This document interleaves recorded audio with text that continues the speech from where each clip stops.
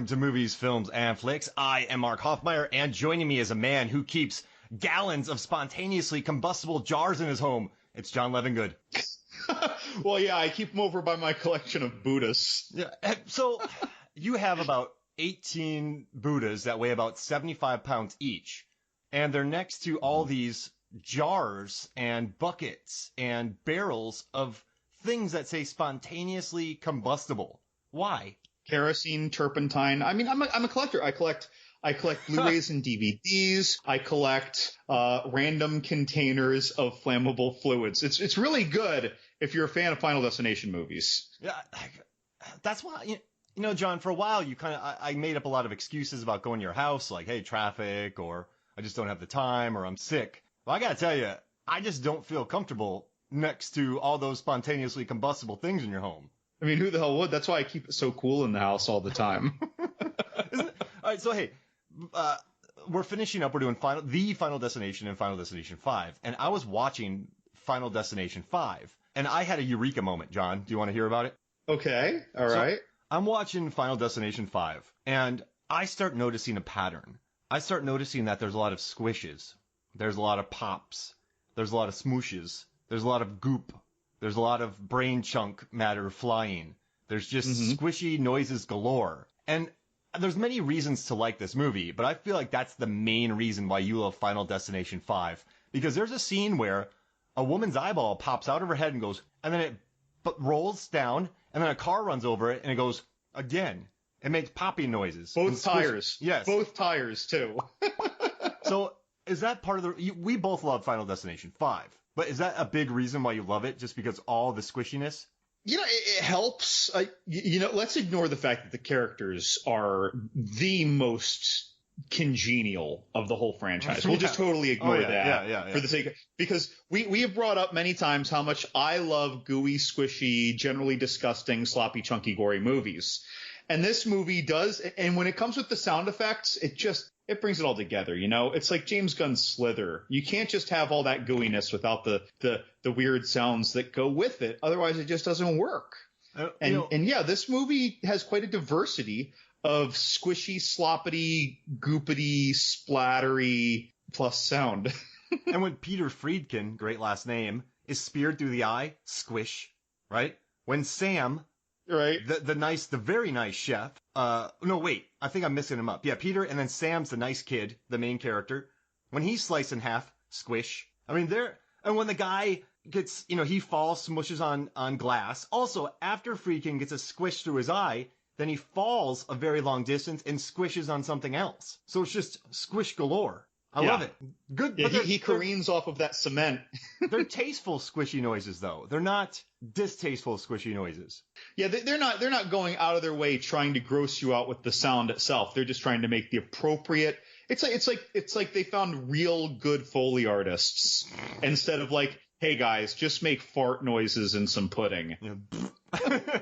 Imagine making a fart noise in pudding when someone's guts fall out. That would just be silly. That's like Toxic Avenger Part 8. Yeah. And they probably did that in the Final Destination. So can we call the Final Destination just Final 4? Can we just call it, or 4? Sure. Because I hate saying Part the 4. Final Destination. Now also, that's annoying. You and I, John, we went through the entire Resident Evil series. We went 1 through 6 episodes. Which did you enjoy the rewatch of more? The Resident Evil series or the Final Destination series? So I liked them both for very different reasons, right? So the Resident Evil thing was very nostalgic. I liked that we took a whole episode for each movie, but sometimes you get a little Resident Evil fatigue and you start to merge things from the timeline. So you have to keep very, very copious notes. So that's kind of difficult. Whereas these movies are sometimes a little interlinked, but it's mostly you're just watching another Final Destination movie, so I can compartmentalize them better in my head.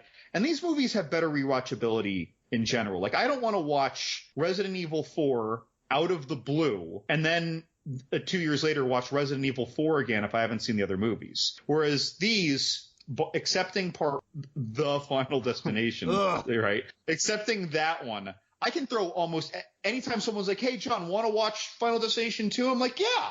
It doesn't matter what I watched last time a year ago. Like, I'm in. You don't have to be in the right headspace for these movies, I feel like. If someone called you up and said, John, I got tickets and I know that you're available to go.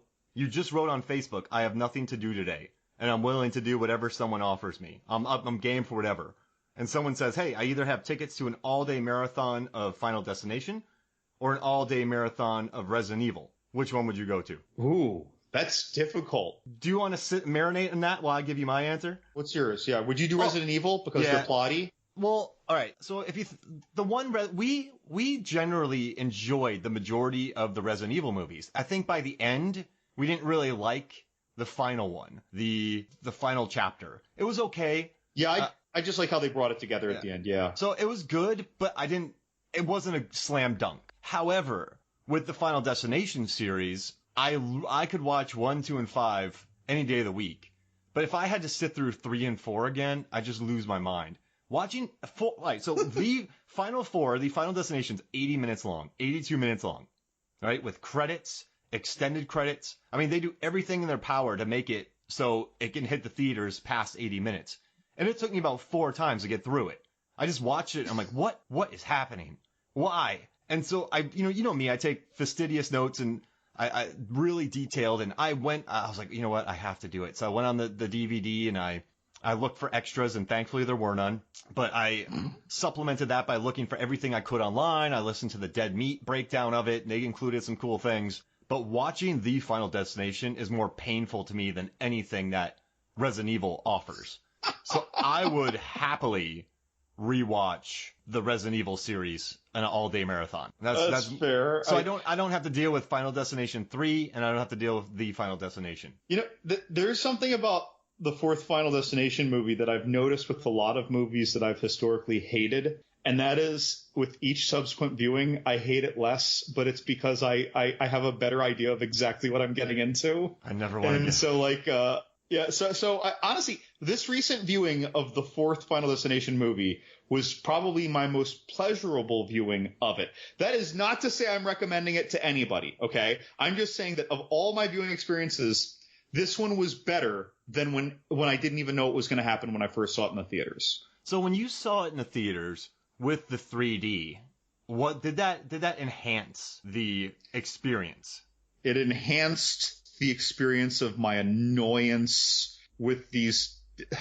This was like 1980s 3D, though. This was throwaway 3D. This was not like clever, innovative, well thought out Avatar 3D. This movie, though, you could tell that they really want, like, the framing of every shot, like the way they framed everything and the way the actors are standing, they wanted it to play for 3D. So when you're watching it in 2D, it's like, so 3D cameras are very heavy. And when we talked about Paul W.S. Anderson, the director of Boogie Nights, did Resident Evil. Paul W.S. Anderson directing the fourth Resident Evil with this 3D, they were massive boxes, and they couldn't move it much, and that limited their shots. And I felt like the Final Destination, they just thought about 3D. And I was trying to talk about the characters with you, and you're like, they don't have names. What did you call them? Dude, these characters have no names. They are jerky frat guy. They are car wash girl. They are escalator squishy girl. Racist. They are dude who has premonitions and understands them inconceivably well with no help. The cowboy. That's who these people are. The cowboy. They're like, dude, yeah, even IMDb calls one of the guys racist. That's all right. So in all these series, it says cowboy, MILF, racist, and I'm just like, whoa! I am not writing that in my written review. Yeah, it's just so they have names. The racist name is Carter, which is also the jerk from the first Final Destination. These people, I just couldn't. I didn't like any of the kills. And you know what's interesting? They built all these rigs and they squished actual dummies. But everything just looks so CGI'd. Yeah, no, it's funny. So in the initial opening sequence, right, because the opening sequence should be pleasurable in any Final Destination movie. And the special effects of the car going into the stands at this like NASCAR-like event, and then like when these stone pylon like rafters were falling down, it looked like a decent video game effect superimposed into the film of a movie.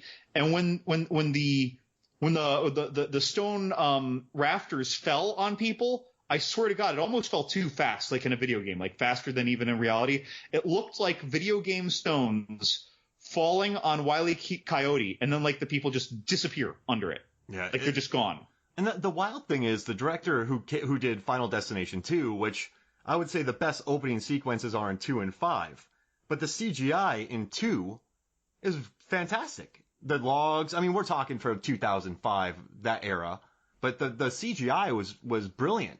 So the same director, same writer, Eric Bress and David R. Ellis, second unit director of Deep Blue Sea, and Cellular, and Shark Night 3D, but Jeez Louise. So, and Snakes on a Plane. I don't get how this felt like. So I have another question. Let's say Final Destination 5. So this movie made a ton of money. It made a lot of money. Final Destination. Yeah. It made, 4. 4 made more money than any other Final Destination. I mean, you got to bump in inflation, but it made a lot of money, but everyone hated it. So Final Destination came out and it's the lowest grossing of all 5. What would happen if Final Destination 5 was released instead? The Final Destination never occurred, and Final Destination 5 was Final Destination 4. Does that make sense? Then next week we'd be recording a podcast on Final Destination 12. Yeah, exactly, right? This movie, The Final Destination, I think really it got the most eyes on it at the time, and it sucked. And then arguably the best one came out after it, and not many people cared because they're like, that last one was horrible. And I was a little surprised at the pacing of the release too, because the movies came out in 2000, 2003, 2006, 2009 for the fourth one, so every 3 years. But then the fifth one, after that disastrously bad one, but as you said, it made the most money, was only 2 years later. So I guess they were rushing just because it made money, even though people hated it? Yeah, you're right. You have the 3-year gaps and then the 2-year gap. Maybe they were just like, that sucked. Yeah. We need to get this, movie back. But I guess what I love about Final Destination 5, right? This director, right? The writer, I'm sorry, Eric Heiserer, he was Oscar nominated for Arrival, the Amy Adams movie. He wrote that script. Oh, cool. Based on a short story. He also wrote Bird Box on Netflix, which is based on a book. But then he also wrote The Thing, the remake, the prequel, and then he wrote the Nightmare on Elm Street reboot or remake. But then he came out and he wrote Lights Out with Teresa Palmer, and that director went on to do Shazam. So Lights Out is good. And then he has a new movie coming out, Bloodshot. And then the director, I don't know if you know about this, but he used to do like stunts in second unit on Avatar and Titanic. He's a James Cameron acolyte, this Stephen Quayle. So these are two talented fellas who made this movie. So it's like they messed it up, then they brought in the right group, but then the damage was done by 4, so then 5 just didn't take off. 5 was amazing, though. 5 was great. Well, there's characters. So, I love the callback to the logging truck, but all right, so in 4, they don't even deserve names. Like the guy who gets his organs sucked out of his butt. The lady who goes into a car wash when she doesn't know if her, what do you call the window on the top? Your sunroof? The sunroof thing. If it'll even close. She paid for the car wash knowing that her sunroof couldn't close. There's nothing. It's not like these characters had any redeeming qualities to begin with, so it's not like that ruined anything. Now, another question. In Final Destination 5, I don't know how you kind of feel about this, but so there's the early thing between Candace, the gymnast, and then Olivia, the LASIK woman, Lisa Loeb. Right. That's like, she's talking about baby fat, and I'm like, what? I don't understand this conversation between these two. Yeah, so that little bit that you're talking about strikes me as the most blaringly ill-written part of an otherwise well-written movie. Because if we knew that the one was a gymnast already first, then maybe you'd understand it. But at the same time, we see the gymnast in tights later, and we see Olivia without her shirt on. I mean, she's wearing a bra. And it's like, out of the two of them, I'm giving the higher body fat award to the gymnast. Not that either of them are fat at all. Well, the one's an athlete, right? Thin. So she's a little, she's a gymnast, probably got more muscle. But it's just I don't think she does. But that's just a weird than Olivia. And then also Olivia never acts. So the way we see her in the beginning of the movie, she's never like that in the rest of the movie. Yeah, then later she's just a nice, mildly insecure, but like understandably insecure, like a nice person, right? Yeah, so I don't really get that. And it's weird when you watch. So let's say maybe Final Destination 2 or Final Destination. There are wonky characters. I wouldn't say characters have they been the strong part of this franchise? I mean, there's been a lot of cookie cutters. How the characters worked together was a strong part of part 1, right? Yeah. And a little bit of part 2. But honestly, I think that these characters in part 5 overall are the best written characters as individual characters. Well, if you think about it, because they have backstories. So we talked about the first one, but the characters are kind of Blake. Well, to be fair, the characters are just trying to survive and figure things out. There's a mystery. And then the second one, there's really you don't know what any of these characters want to do with their lives. The third one, none of that. The fourth one, ooh. But this one, you have, a couple, the kid wants to go to Paris and his girlfriend breaks up with him because she doesn't want to stop him from realizing his dreams. And then they decide to go together and it's crushing. At the end, you're like, wow, that's mean. And then you have the guy who tells his girlfriend to proceed with her final gymnastics practice and she dies and he realizes about taking life. You have a guy that is a man, like, there's a subplot. I like the subplot with Nathan. He becomes a manager at this plant, and he has to deal with all the idiot union guys. And it's like, why are you giving us character moments in this, right? And even the door, like, I don't like that Isaac who gets booted, but the actor is good, and he pulls it off. He's playing a snide little womanizer who literally steals spare change and gift certificates from his dead coworkers' desks. Yeah. But he's likably despicable. I think he's a good actor. That PJ Byrne. He's been in other big shows, so Mad Men, stuff like that. Wait, I never saw Mad Men, believe it or not, but I liked him in The Game, which was that BET sports show. It had he was in that. It had Pooch Hall in it, young actor, and it had like Brittany Daniel in it. Oh yeah, Brittany Daniel. The girl from Sister, Tamara Morales, is that her name? But she's in it. But yeah, so he was in that as a sports agent, kind of playing this character, by the way.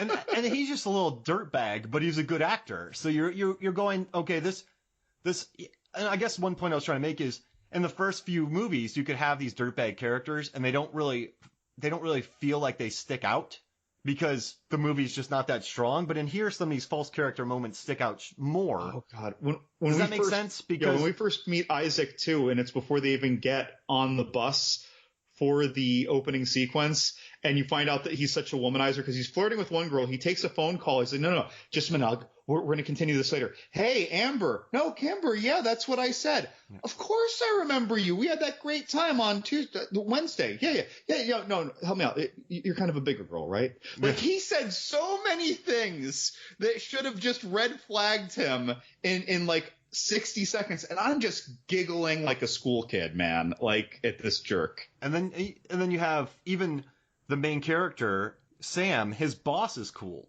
The main chef at the restaurant. I like the guy. When he tries the bouillon, he's like, yeah, the customers are idiots. I'm like, you're building characters. Yeah. Why? Yeah. It felt so. So the thing is, I got to watch Final Destination 5 on its own, like 6 months from now, because I watched Final Destination 4, and I was questioning everything about my life, and then I watched Final Destination 5, and it felt revelatory. So I need to watch it on its own, just so I don't have. Does that make sense? Like, you just have the lowest of the lows and something's a little bit better and you're like, whoa. It distinctly is the most satisfyingly rewatchable. Despite the fact that the first one came out 11 years prior, I believe I've seen part 5 more times than I've seen any other Final Destination movie, to the tune of several viewings. I mean, it's very lean, right? The movie moves quick. And what I think is really interesting is the deaths of these characters too. I mean, all right, so, hey, I did my top 5 deaths of the entire franchise. You want to hear it? Oh, dear. Okay. All right, so I don't know. 5 is tough for me because I just put Luton in the kitchen from the first Final Destination 5. Or Final Destination. Because good pick. It's just, she drops the stuff in the computer, the vodka, the knives. It's like, it was just the first time you saw... Because in the bathroom, that one guy died, but this one was more, like, silly. Just watching the vodka pour in the computer and the glass shards and all that kind of stuff. So that's number 5. Number 4, I love this Olivia with her LASIK. Just trapped there and then hugging the teddy bear. I'm like, what? That's another character moment. So she's like hugging the teddy bear and just the laser. She put the thing, like, and I thought the CGI was really good. And then, of course, it's followed by she falls through the world's weakest glass. A building should not have that glass. That's not for code. Right. But then she falls in a car and then the two eye squishes. I mean, that just made me laugh. And the third one's in Final Destination 2. I didn't include the premonitions. When Nora gets airbagged into the pipe. Uh-huh. Because I didn't remember that. And when that happened, I just went, oh, yeah, that was good. Number 2 is Candace and her gymnastics, which we'll talk about after this. But number 1 is Terry in the bus. I know it's the quickest, and it's been watered down because they've done that death so many times. But I gotta tell you, man, when I first saw Final Destination and when that bus kill happened, I just remember the theater and me just going insane. Like, that was a great death, cinematic death. So those are my top 5. I'd honestly only swap out that last death with Rory's death from part 2. Which one's Rory? He gets Rory was the one who wanted Kim to hide his porn and drug paraphernalia before he got zip sliced by the razor wire after the explosion. He gets cubed.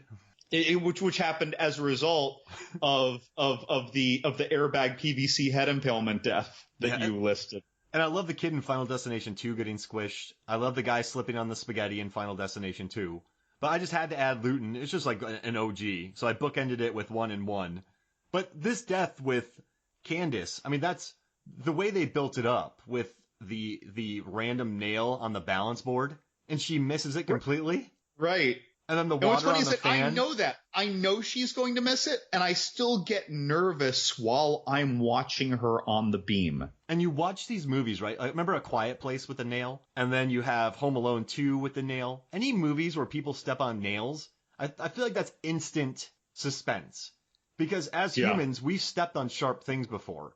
So just the thought, like I've never experienced a nail in my foot, but I've stepped on sharp things. Does that make sense? Yeah. So you can just feel that's such like a visceral watch. And so when I didn't remember the scene because I saw it once in the theaters. And I was just on the edge of my seat smiling. I had no idea that the thing fell and it went to the fan. I mean, geez Louise. You sent me a message saying you watched it 47 times in a row and you were still smiling.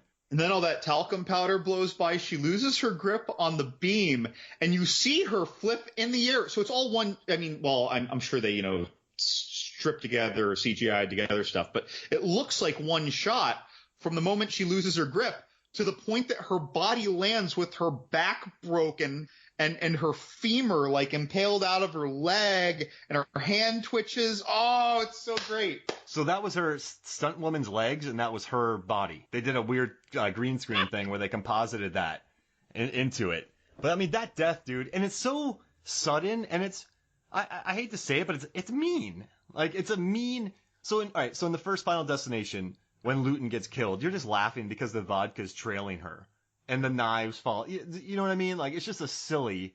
Once the knife fell, it started to feel a little mean to me. But I liked it though. But it was such like a intricate thing. So the deaths are played out. She gets a thing in her neck, right? And then she gets burned, and then she gets stabbed, and she's still alive. But then the chair falls onto it, which is funny to me. Maybe I'm sick in the head. But it was so convoluted. The death in this scene wasn't convoluted. Everything leading up to it. Does that make sense? It wasn't a drawn out death. Right. No, that makes sense. Yeah, it was more like Mousetrap than a thrill of the chase. Yeah. But just you're going, whoever wrote that, I mean, these guys did a really good job with these deaths. And even the beginning premonition, I thought was well done. I love when Olivia falls into the water and survives and the car lands on her. I mean, how helpless would you feel just watching that? I just felt, man, could you swim out of the way? Could you make it? Would you freeze? Yeah, does that make sense? Well, but on top of that, we also know she can't see because her glasses are off. Oh. So she wouldn't even know that was there until it was blotting out the light, 50 feet above her, and then it would be like a millisecond before it strikes her. And I mean, with that death when Candace, who's also in Frozen, I love that movie. They get stuck in the lift. That's a good movie. When Ellen dies, it's just so quick. I don't know. And then but the other kills are Nathan gets the abrupt kill. Nathan? What happens to Nathan? Oh, Oh, yeah. Remember that the crane's hanging hook whatever thing like just whips by and splatters him. It's almost like a Terry death. yoinks him away. Oh, I loved it. And yeah, they actually The had molten him. asphalt. They had him doing that, and then they had a body get squished. Oh my gosh, when David Koechner, when he gets burned to death. I love some of the nuance with that because it's after he gets it and you see the result, right? Like, even though he's covered in the asphalt, you see a little bit of fleshy bits and you can tell like the hair is all gone. It's almost like a skull with molten, and you see the skin over his two main fingers slough off and reveal the red underneath as he loses his grip and falls. Like, oh, it's glorious. I didn't like the CGI of Friedkin and Sam. Those were very CGI'd, but they still were squishy. And then they did end with a squish on a thing on the bottom. So, I mean, that wins points for me. But it was a strong scene. I mean, the CGI was good. Compared to the fourth one, it's such a step up. Right? Yeah, and when our premonitionist, I forget his character's name, falls and he hits that cement support of the bridge on the way down, it was like dropping a water balloon that exploded at an angle and then his body ricocheted. Like, so people really thought about this. Yeah, and they showed that awesome. In the premonition earlier, they dropped the bucket and it did the same thing. You know, and while we compare to the worst movie, like in part 4, during the premonition, a lot of people died during the premonition, and you don't see them die on screen. Yeah. About half of the deaths, and I don't mean random audience members, I mean people who you then later, they're like, oh, look at this horrible impalement they suffered or something. There are a lot of deaths that are critical deaths that happen off screen, whereas in this, every pertinent death happens on screen. You're right. Not just by squishes or, drops or pull out of the way or hit by cars. I know we're bagging on the Final Destination a lot, and it deserves it. But what's the one kill that I think the Rock kill had merit?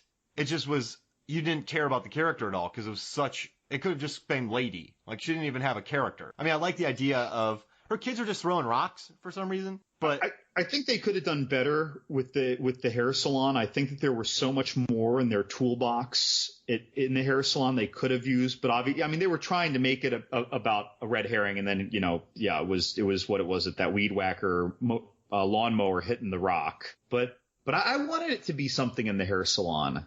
Yeah, and it's like a big red herring. But I do worry about lawnmowers shooting stuff at my car when I'm driving by sometimes. So I mean, that's a worry. Dude, you say that?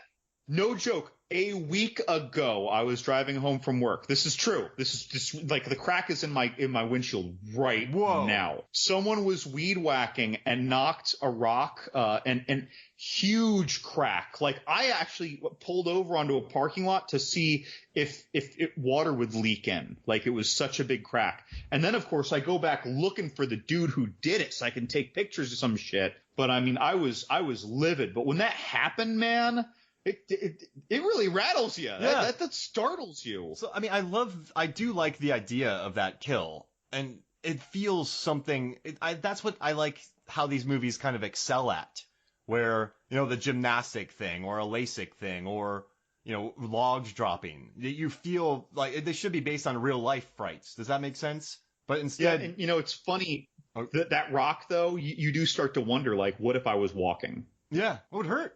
Like, I think I'd be dead. Yeah, and then that's what that did to the windshield. But then you have these deaths in this movie where, like, a bathtub falls on Cowboy John, or the racist gets dragged by a tow truck. You have fire. Yeah, then you have the guy. You have Hunt. Broseph getting everything sucked out of his disemboweled. butt. And they couldn't have any blood in that pool because it was a public pool, so they had to have everything just get sucked out and not because they couldn't put anything in the water. But he's just I don't know. None of that worked for me, right? So I kind of enjoyed the escalator death, even though I think they squandered the presentation of the escalator death in part 4. Oh, they were squishies. That's why you liked it. I think that they totally squandered their opportunity to have done a good job of that. But I still enjoyed it. I like the unreasonable terror of the escalator. I loved it when she got her shoelace caught way earlier in the movie in the escalator. And I'm like, oh, is this when it happens? But again, it's I like it like up until it really happens. And then I'm like, oh, it could have been better. And they built real legs to get squished. A dude from K&B their makeup effects built functional legs that they ground up. But then they just CGI'd all over it. But, all right. What can we find that's positive about The Final Destination?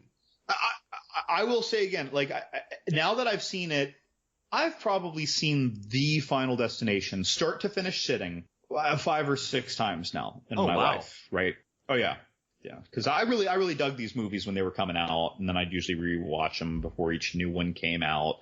And I saw the part 4 twice, just in preparation to chat about it, right? So I've seen it a good bit.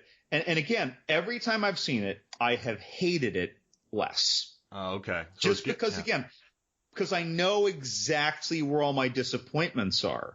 So they don't surprise me with disappointment. I don't know how to put it better than that. It's, I forgive it a little more now, but it is still a destitute Final Destination movie. This is to the Final Destination franchise what Wrong Turn 3 or 6 is to the Wrong Turn franchise. It's just like some random throwaway that you just gave the franchise name. Do you want to hear something fun about Final Destination 4? Something fun? All right. Give me fun Final Destination 4. So Glenn McPherson was the director of photography on Resident Evil 4 and the final chapter, which were 3D. How do you feel about that?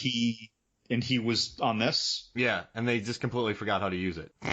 Unfortunate. And then James Hinkle, the production designer, did Shark Night 3D, Cellular, Passenger 57, Snakes on a Plane, Varsity Blues, Ready to Rumble, Perfect Score, Scream, and Hatchet 3. So the production designer did that. What do you think? I think that they cashed in their mulligan after this movie to stay in business. But yeah, go for it. No, it's not good.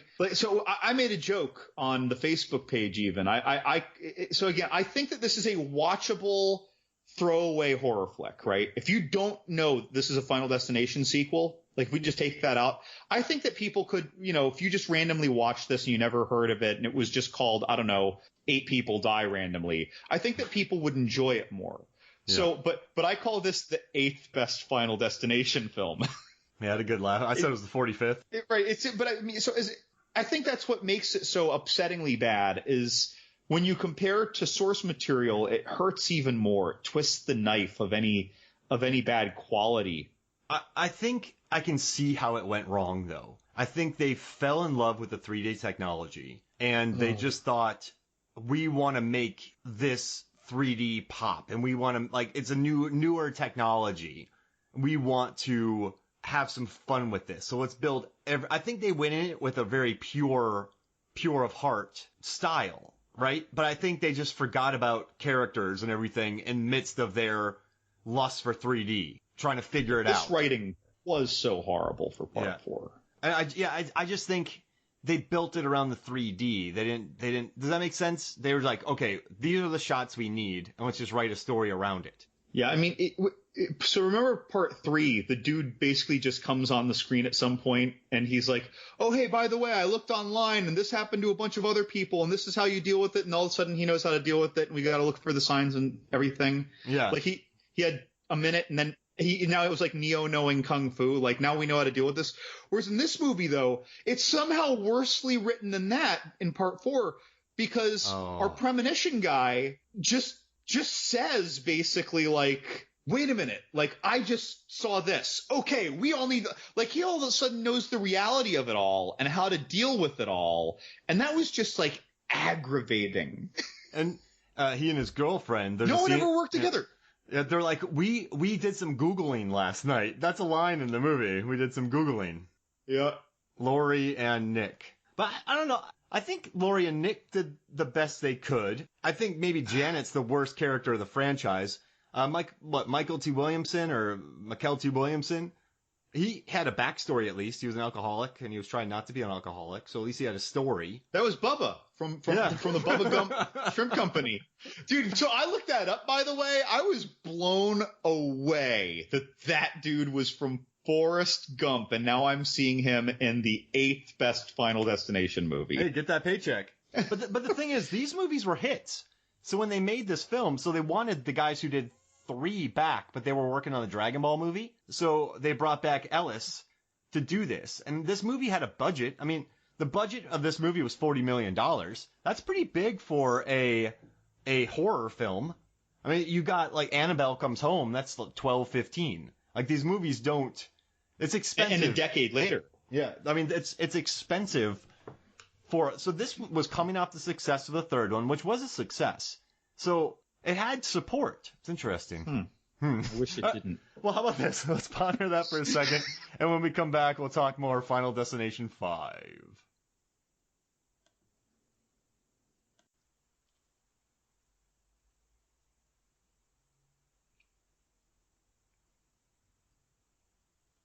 Welcome back to Movies, Films, and Flicks. And was that an explosion, John? Hold on. It's raining guts right now. Did you blow up your neighbors again? Oh, you see, I heard that explosion. It started raining guts. I just assumed you were trying to get the Final Destination out of your system, so you pulled down your pants and sat down on a pool drain. Oh, and arguing with this little kid who says no in weird ways. That dead meat. I listened to that, and that kid, when he says no, he's like, no, no. Have you heard him say no? Dude, I feel like he's just a weaker iteration of the $2 kid. $2. I got done 4 minutes ago. Such a caricature of a character, isn't he? Dude, when he said that, when he's like, I got done 4 minutes ago, his sex scene, and I'm not trying to have a Mr. Skin discussion here, but, you know, there's a sex scene, you see boobs and all that, and the way that he behaves is every bit as just morally reprehensible as Trent from Friday the 13th remake with Juliana Guill. But Trent means what he's saying. Does that make sense? Like Trent's... I guess that's true. Yeah. Yeah. He's just, yeah, he has no filter. Whereas this guy, he not only doesn't care about the girl, but then he says something to even be meaner. I finished like 4 minutes ago. Yeah. I think Trent is being like, he's going to leave poor Juliana behind. He's not a good guy, but at least during this scene, I feel like he's telling the truth, right? He's right. Not like making someone feel terrible. Does that make sense? Even though he's doing is not good. And Hunt, and I only know Hunt's name because I wrote about his comparison to Trent when I wrote a review for this. That's the only reason I remember this dude's name. But like Hunt, he is in a cabana. First off, why is there a cabana at what appears to be a public school, like a public pool? That doesn't look like some nice swim club or like it's in the back of his yacht club that his family is members of. This just seems like there's a weak little fence, and then there's the parking lot, and the people seem, not to make fun of them, this is what I would go to, but like it seems like, you know, pedestrian people, like, you know, it's not like some high society thing. But then there's a cabana there, like you're at a Vegas pool, and he is having sex in it. And when he walks out, he like walks right past a mom and her 6-year-old. Yeah, he's a skeezy dude. And then you have just random bikini clad women in high heels walking around in the background of this pool. They're just there. So he'd be like, "Hey, ladies, hey, I'm Trent. No, wait, I'm Hunt. I'm Hunt. Right? They're the same. They are brothers, is what it is. Trent Hunt. They are brothers where no matter what mean skeezy thing that one of them says, the other one just goes, nice one. And then they fist bump or chest bump or something. Do you think in the Friday the 13th remake that Jason hates gentrification? Because that house is a mansion, and it's probably only a mile away from his home. And people are encroaching on his territory, so he's becoming murderous. I mean, I have no problem with that hypothesis. I never stopped to think about it. You know what? Wait. It's just occurring to me. So the dude who plays Nathan in part 5. Yeah. He played Lawrence. I think that was the character's name. Yep. In the remake of Friday the 13th. And he's a good dude. He's a good dude in both. And he puts up a fight against Jason. Jason has to resort to BS axe throwing. Like he gets away from Jason. It was an impressive throw. I couldn't throw with half that accuracy. And then, do you think he practices? Oh, of course. He's an archer. So I did the math. We can talk about this later, but after he kills Lawrence, he gets up on a roof in 3 seconds. Right. He does a super jump, and he doesn't. You never hear a noise. So he does. Yeah. Well, if you had better sound equipment though, you'd hear him go parkour as he goes up the wall. He just does a triple Lindy onto the roof.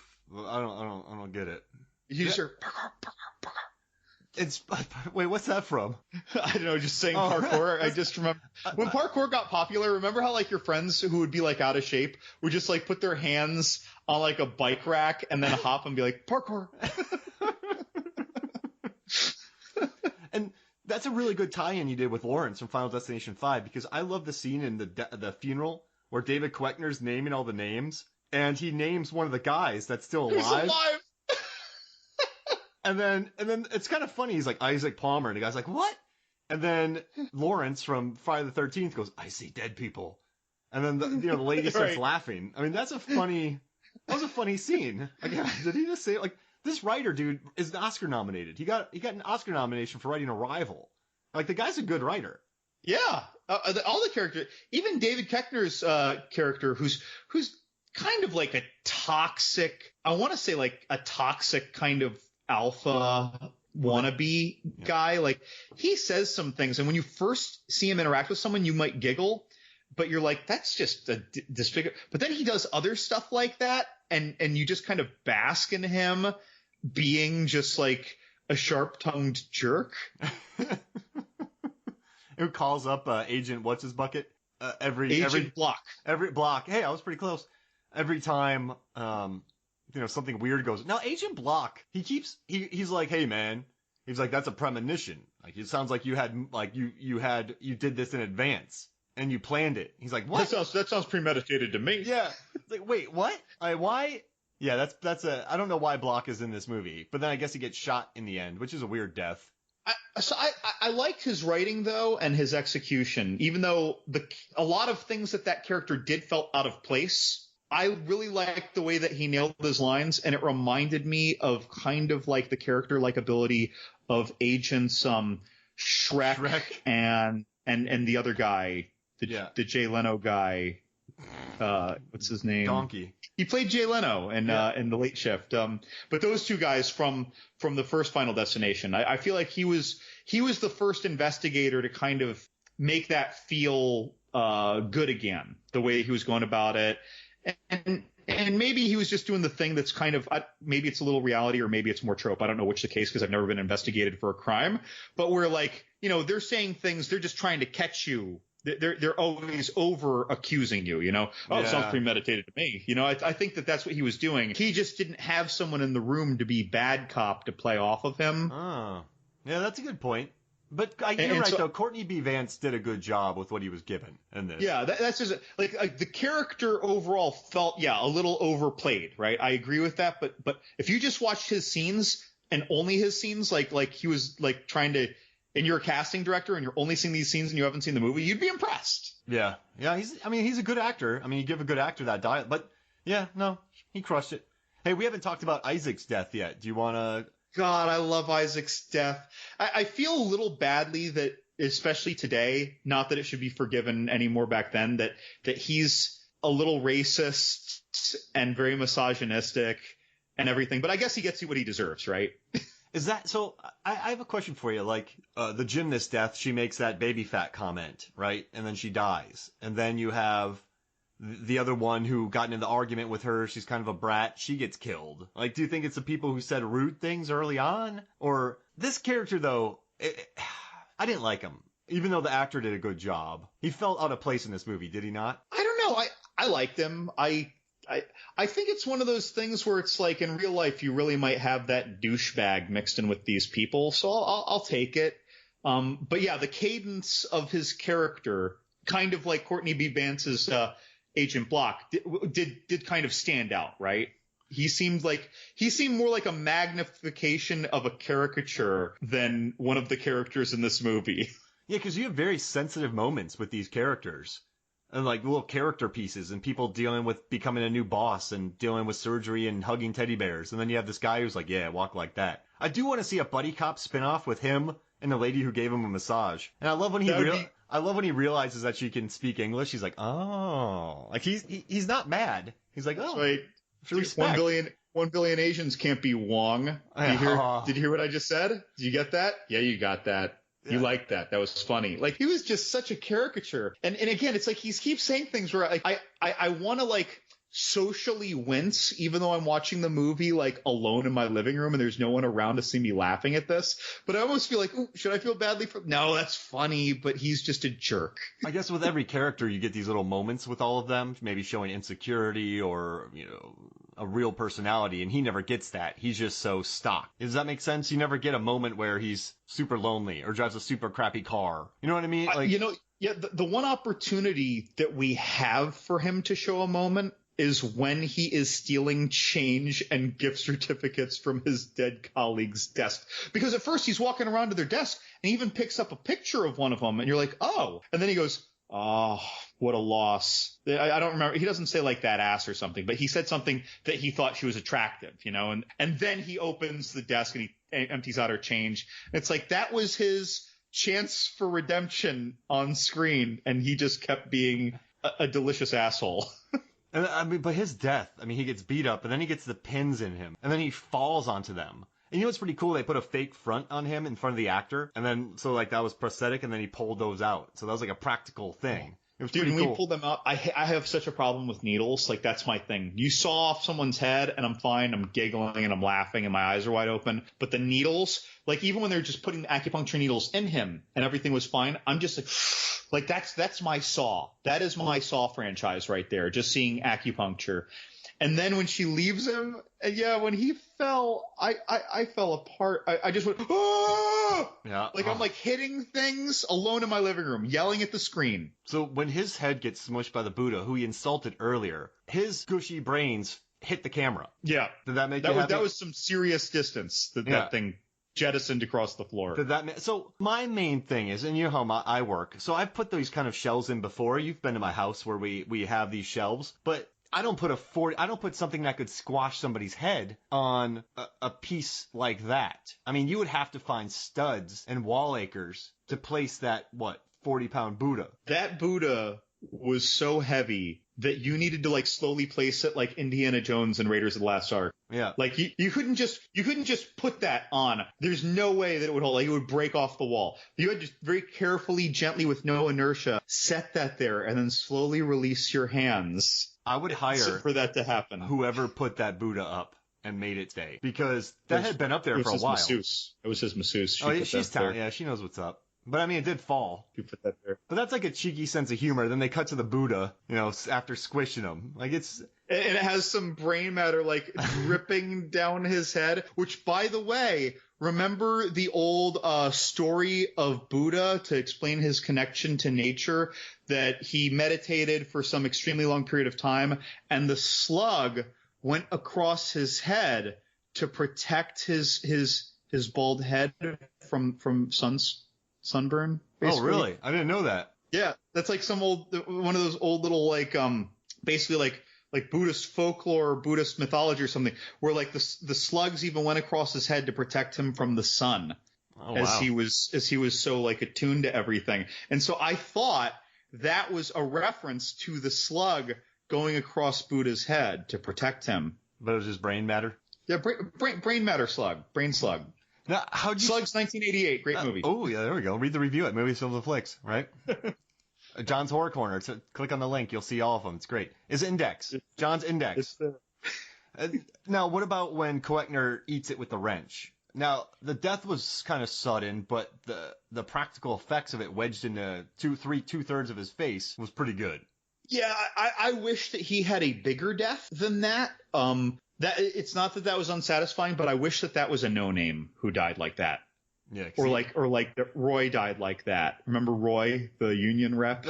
He got a good one. Right. But like, I wish that someone like him died like that. I was hoping David Koechner would get a bigger death. But I did like it. It made me think of like 80s or early 90s, like when someone really nails the special effects. Like, that looked like someone spent a lot of time on the latex and makeup. Oh, for sure. That was a nice practical effect. And I was a little worried at first. So I was like, well, that's a quick death. You're not going to see anything. Then I went, oh, they do show stuff. Right. It's like deep in his head. Yeah, like two-thirds of the way, would you say? That was that was like. And then, okay. Now, all right. So my all-time favorite moments of Final Destination 5, I would put the ending of Final Destination 5 in the top 3. Just because you have this nice couple who you like, and they actually went through things in their relationship. Like, they had an arc to their relationship, and then they just like die on the flight from the first one. It's a brilliant, so I didn't know this at all, but I guess someone caught on to it because there's a check there's a gift in that gift card. Someone sees that it's 01. Oh, no shit. Yeah. That's interesting. See, I remember being pleasantly surprised by the fact that we only see like one person with a cell phone in the movie, and it's a flip phone. Yeah. So like, it was PJ Burns' character, Isaac. He was the only character who regularly had a cell phone. No one else, like even when they're worried about their friends, they're not calling them or texting them. They are running to get to, oh, she's at the mall. We need to now run from the car, across the street, go up the escalator. Like no one is ever calling someone. So in the end, when they revealed the time, I remember when I first saw that, I immediately wanted to watch the movie again. I was like, there were cell phones in this. I'm like, no, there was one cell phone and there was no texting. Smart. So that really kind of fit the time. I think that I could text in like 2000, 2001, but it's like you had to hit a button like 4 times to get a J kind of thing. I got a phone in 03. That's when I got a phone. So I wasn't even there yet. Jeez Louise. But the death though, like, so the death in the first one, it's fun. Like he gets whacked, by that massive sign. In the second one, you have the barbecue accident where the dude blows up. In the third one, it's just the train. I didn't feel much on that. The fourth one, horrible. You see the X-ray effects. But this one, this is a nice couple. And then you look at his face, he's like, no! And then he has to hold on to his girlfriend's arm. And what's really mean, when she gets sucked out of the plane, she then gets ripped in half by the plane's wing. And then he gets burnt. I mean, it was absolutely the most satisfying ending to any of these movies. Now, it made me sad. I was like, I like these people. And that's satisfying. I guess that's good because it elicited an emotional response. I see the sympathy you have for the characters, but I wasn't noticing that when I was watching. Instead, I was reliving the satisfaction of, oh, wow, that's right. It was the plan. Well, I mean, I remembered throughout the whole movie. I knew it was coming. But you kind of relive when you first saw it for a moment. It's like, that's right. That's right. It was this one. They looped it back. And so I remember just loving it for that. Because then you see some of the same characters kind of out of focus, almost like doing the same things. Yeah. No, I liked that. Now, I have a question for you. Now that we've watched all 5 again, and remember when we ranked it in the first episode, all 5, where would you rank them now? So again, I'm very conflicted between 1 and 5, between what's the better film and what's my favorite movie, right? So if I'm picking them based on which are my favorites, not what's the best film, you know what I mean? I'm putting 5, 1, 2, 3, 4. Yeah. If you ask me another day, though, I might say 1, 5. It's tough for 2, me 3, 4. Because 1 is an OG, right? It's the first, and at the beginning, it's just I like the tension that gets built. I like the discovery of it, but the characters aren't nearly as strong as 5. And 5 has better characters and it has better death scenes. So on all accounts, I should put it 1. But for some reason, I kind of let my feelings towards 1 keep it in the top spot. You see, 5 has better characters, but I maintain that 1 has better writing. Yeah, because he's just trying to figure everything out. Right, the story, the characters working together, them figuring it out. And on top of that, if the Matrix already exists, you don't have to write about the Matrix anymore for, to tell us things. Yeah. We got introduced to Death and Death's plan in the same way that we got introduced to Hogwarts or the city of Zion and the Matrix and how the Matrix works. It's not quite that level of world building, right? Yeah. It's not the John Wick hotel with the coins and all that. But still, when we're getting introduced to these rules and this world, like that's a part of that writing and the synthesis with the characters and whether or not it feels clunky or smooth. And so I see that OG. That's like my conflict is if we're saying rank these as best to worst film, well, okay, all of a sudden part 1 goes to easy number 1 for me. Yeah. And then I might even put number 2 second, right? And then loop back to 5. But if we're just going on just raw entertainment value, the raw joy that I get watching them today, 5 probably goes first, right? And then 1 or 2. What do you think about the death subplot? So you take a life, you get their life in this movie. How'd you feel about that? I didn't like that, but they delivered it in such a way that I didn't upset me. And also they get, even though I don't like that at face value, I liked what they did with it because like Roy died in his place, so he got Roy's years, and Roy's kind of work friend or whatever was like, oh, well, you know, just as well that it happened this way. And Nathan's like, wait, what do you mean this way? He's like, oh yeah, I mean, he went to the doctor like a month ago. It's like had a big clot in his brain or something, like that he could have gone any minute. And then the plane crashes onto Nathan as a part of that satisfying ending. Like it's like, so they did a good thing with it. And then it did give that other interesting angle of how someone mishandled his grief for his lost girlfriend, the gymnast, when he came to try and kill our premonitionist at his restaurant job. Yeah, I mean, so yeah, the guy, you know, Friedkin had an arc in here. He was just despondent and he was angry, which I don't know, that's a pretty good, I don't know, it made sense to me. I guess since it was handled well, it didn't bother me. Right. It's like they gave me a rule I didn't like, but I liked what they did with that rule. Yeah. And I got to tell you too, I do appreciate when franchises must evolve. You can't just keep giving me a new spin on the characters. You need to expand on the mythology, even if it's just a little bit. And adding this rule gave us this. And part 2, the new life can defeat death, right, or reset death. So giving us these new rules that don't break the previous movies, right? I think that's good. It enriches things a little bit. It gives us a valid reason to continue having this sage-like trope character Bloodworth reappear for reasons more than, well, we all love Tony Todd. He was Candyman. Of course we should see him again as the Corner. But if he just appears and tells you the same thing, then you just complain that we're just spinning our wheels, right? I love when they're like, why are you here? And then he closes the door and it says Corner. Right, and he's doing his job, right? Yeah, well, that's why. Oh, hey. But you see, if we didn't add a new rule for him to tell them, it should have just been that as the cameo. Otherwise, he would have been spinning his wheels saying the same things. Yeah, just showing up to play. Like, she showed up to the cemetery, kind of yada-yadaing him them. Oh, yeah. So I have a question, John. This is going to sound crazy, but we got to do it. The Saw franchise, right? So we're talking early 2000s franchises. So we have the Saw franchise, then we have the Final Destination franchise, the Resident Evil franchise, and the Underworld franchise. Where do you rate them? Okay, I love the early Underworld movies, but I'm immediately putting that at the bottom. Because of the later Underworld movies. As far as franchises go, I'm putting it at the bottom, okay? Like, one glowing movie can't save a franchise, so no. That's at the bottom. But then, like, okay, they're such different kinds of animals, though. You know...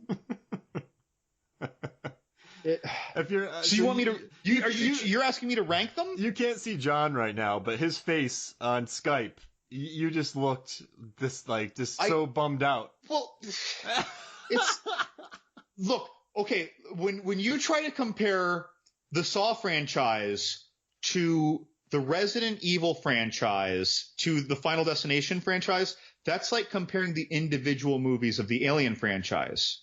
Okay. Because the Resident Evil franchise, that's aliens. That's the action horror, right? And Saw, that's Alien Resurrection. That's your over-the-top gooey one. And this is closer to like the Alien, where you feel tension before something happens. So it's like, it's so hard for me to weigh these things. But I'll say that overall, oh, no. Am I supposed to rank them? Yeah. Is that what's, oh. This is fun.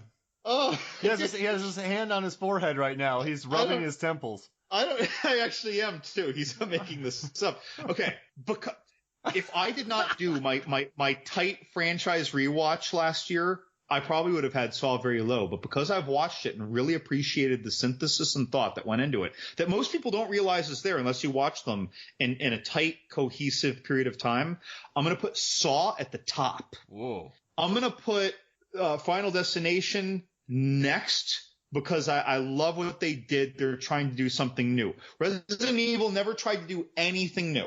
As entertaining as they are, there is nothing original or new there for me when I was watching those films even for the first time. And I never even played Resident Evil, but I knew enough about it that I wasn't surprised about things. I knew about the dogs just from people talking about games, Mm-hmm. or seeing your friend play, while you're at you're in your friend's basement and like two of you are talking.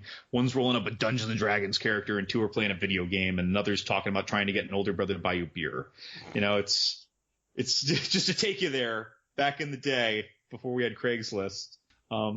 But no, yeah. So that's it. And then that's how I do it. And Underworld is just at the bottom because that just had two good movies in my opinion. So, all right, this is all right. Underworld's last. Yeah. Now you feel the stress. Feel the stress. Underworld is last. Saw is second to last because I haven't done a rewatch of it. So then I'd have to put, okay. So Final Destination 5 and Final Destination 1. Okay. 2 had that great opening sequence. All right. So I'm gonna say Final Destinations 2 and Resident Evil's 1 because I hate the Final Destination and I don't hate any of the Resident Evil movies. Wow, you're putting the Resident Evil franchise at the top. Because I don't, so some of those later Underworld movies I don't even think they speak in full sentences in those movies. They're horrible. You mean like at the Blood Wars one? Yeah, they're horrible. The Saw movies, man, I just haven't I've watched them all, but I watched that latest one, Jigsaw, and I was like, this sucks. Hold on. Jigsaw does suck though. Yeah. And so I just saw it and like, it sucks. And then Final Destination, I think they have maybe the strongest, but I hate 4. And the Resident Evil movies, I don't dislike any of them. Like 2's weak, 6 is weak, but I don't have as angry a response when I think about the other bad ones in the franchise. It is unfortunate as I thought the last Resident Evil movie was. I still did not like. I'm not going out of my way to say like, guys, like if you're gonna watch the Resident Evil movies, watch all but this one. Whereas with Final Destination, I will say like, watch 1, 2, 3, and 5. That's watch perfect. them all. Watch them 8 times, and then still don't watch part 4. You could leave 4 out completely. It does nothing for this. So you could excise it. I'll let John's doing a cut motion right now that I love. Well, honestly, if we just look at what these movies did with their own mythology, and I'm not talking about like adding rules as I was discussing before, both parts 2 and 3 function as direct sequels to part 1. I would say, okay. Right? We discussed that in a past episode. I would say watch 1, 2, and 5. What do you think? 1, 2, and 5, sure. Because 3 it isn't sequeling anything on 2, so you may as well, right? And 4, that may as well just be its own movie, like I said. Like they may as well just call it Random People Dying, have fun, and then we pan it less. Yeah. Because they wouldn't have squandered a great franchise. And that's the only one where Tony Todd had no involvement. Yeah, at least Tony popped up in 3 doing some voice work. But right. Yeah, no, he did the train conductor and the voice of the devil in the theme park. Do you think 3 is a worthy inclusion with this franchise? I don't think it's so bad compared to say 2 that it should just be evicted, because I think that the difference in quality between 3 and 2 is the same as the difference in quality between 2 and 5. Yeah. Whereas the difference between 4 and 3, even though 3 is not it's not a very good movie, like 4 is just, they even screwed up the color by numbers that was already painted on the wall for them with the earlier movies. Yeah. They couldn't even color within the lines, especially with Hunt's anal disembowelment. Oh, goodness. That was just so coloring weird. all over the place. Jeez Louise. But I wish they showed his body afterwards, like all sunken. Oh, they should have done that. That'd have been awesome. Like a bag or a wet plastic bag. Would have been better, and it twitches. I am so happy that you suggested this. This was a really fun rewatch for me, John. This was a good idea. Yeah, I got to tell you too, and it got me to watch them in closer succession than I probably ever have as well, which is all the more satisfying because you catch all the nods. A lot better. I will say I put Resident Evil 1, but if I had to put any of these 4 franchises on just to watch, it would be 5. Final Destination 5. Yep, definitely the most rewatchable. Yeah. Absolutely. Megan loves the 4th Resident Evil. I asked her. No, she likes the 5th one. She confuses the 2, but she always says those as one she'd watch. Retribution is the 5th one. Yeah. Afterlife is the 4th one. Retribution's where they're in like the giant ice area and they're in a training thing. She loves that one. You know Megan, she's on the podcast a lot. But no, any final thoughts about Final Destination 5 or the Final Destination? Boy, if anyone's listening, and I don't know why been listening all this time if you've never seen a Final Destination movie, but if you listen because you love us and you're like, I'm not watching a Final Destination movie, try 5. It's okay to watch that one by itself. And I think that it can help you decide if you want to go back and learn about its roots or not, but I think you'd like it anyway. That's a good call. Even if you don't. Just watch 5. Just watch 5. Because it wouldn't wreck 1. Right, yeah, it's not there's nothing to be spoiled or anything, and it's a good standalone. It's the most modern. That something that puts people off too is watching the older movies where, you just believe the effects won't mount up, so you don't even watch it sometimes. What about you? What would be your final thought on this franchise? I mean, all right, watch 5, and then if you like it, watch 1, and then start the beginning of 2. And understand that those horrible characters in the beginning of 2, they die quick. And then you get other characters that are much better than those stupid car kids. That's like that. It's like the classic horror movie trope that not all horror movies do, where it's the first batch of people who let you know how dire the situation is for the real batch of people you're watching through the movie.